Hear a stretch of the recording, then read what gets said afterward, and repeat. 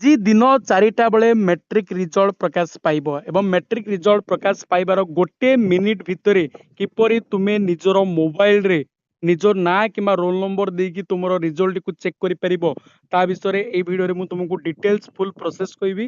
ତେଣୁ ଭିଡିଓଟିକୁ ନିହାତି ଶେଷ ପର୍ଯ୍ୟନ୍ତ ଦେଖିବ। ଚ୍ୟାନେଲକୁ ଯେଉଁମାନେ ପ୍ରଥମ ଥର ଆସୁଛ ନିହାତି ଚ୍ୟାନେଲକୁ ସବସ୍କ୍ରାଇବ କରିଦେବ, ଭିଡିଓଟିକୁ ଲାଇକ୍ କରିବ ଏବଂ ତୁମ ସାଙ୍ଗମାନଙ୍କ ସହିତ ମଧ୍ୟ ସେୟାର କରିଦେବ, ଯୋଦ୍ୱାରା କି ସେମାନେ ମଧ୍ୟ ନିଜ ମୋବାଇଲରେ ସେମାନଙ୍କର ରେଜଲ୍ଟକୁ ଚେକ୍ କରିପାରିବେ।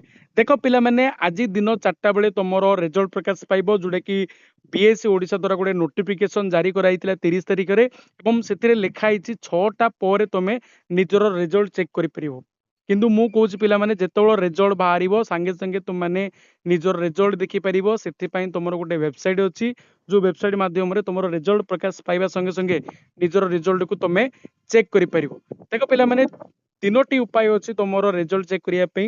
ବୋର୍ଡର ଗୋଟେ ଅଫିସିଆଲ ୱେବସାଇଟ ଅଛି www.bscodisha.nic.in। এই ୱେବସାଇଟ ମାଧ୍ୟମରେ ତୁମେ ରେଜଲ୍ଟ ଦେଖିପାରିବ, କିନ୍ତୁ এই ୱେବସାଇଟରେ ବହୁତ ଲେଟ୍ରେ କ'ଣ ହୁଏ, ଆମର ରେଜଲ୍ଟ ପ୍ରକାଶ କରାଯାଏ।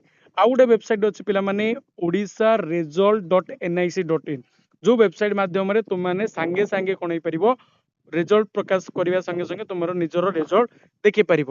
ଆଉ ଗୋଟେ ତମର ମାଧ୍ୟମ ଅଛି ଯୋଉଟା କି ତମର ବୋର୍ଡ ଦ୍ୱାରା ଯୋଉ ନମ୍ବର ଦିଆଯାଇଛି, ସେଇ ନମ୍ବରକୁ ତୁମେ ନିଜର ରୋଲ ନମ୍ବର ଯଦି SMS କରିକି ଛାଡ଼ିବ, ସେଣ୍ଡ କରିବ, ତାହେଲେ ସେଥିରେ ତମର କେବଳ ଟୋଟାଲ ମାର୍କ ଆସିବ।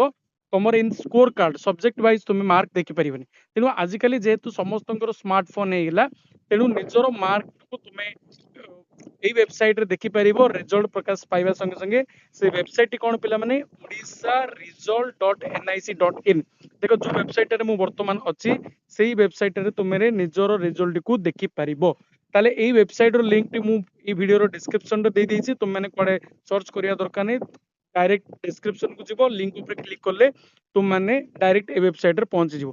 आसिला पर देखो पिला माने तळकू स्क्रॉल करियो, देखो एडी हमर ए पर्यंत जेतु रिजल्ट आसीनी, तेणु एडी शो करनी। जेतोल रिजल्ट आसी जीवो ए ऊपर शो करिवो, कोन बोली शो करियो पिला माने देखि परिवो तुमे, एनुअल एचएससी रिजल्ट 2026 सेरा शो कला ऊपर, ता ऊपर क्लिक करिवो। क्लिक कला पर देखो पिला माने तुमर 25 रो मु तुमु देखौची। देखो पिला माने एई परि गुडी लिंक तुमर ओपन हे जो, जोतरे तुमर एंटर रोल नंबर और एंटर नेम मिल दिस।